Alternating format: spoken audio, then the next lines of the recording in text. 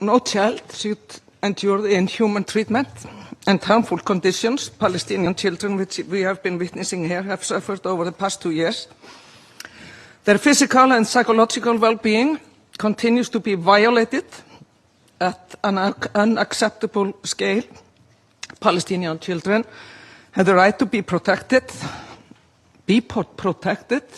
underline that, under international humanitarian law and human rights law.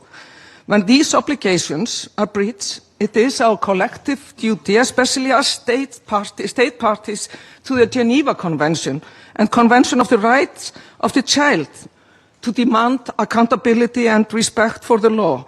And I say otherwise, and it's pretty fair to say that we, the international system, if we are not doing that, we are failing. We are failing heavily.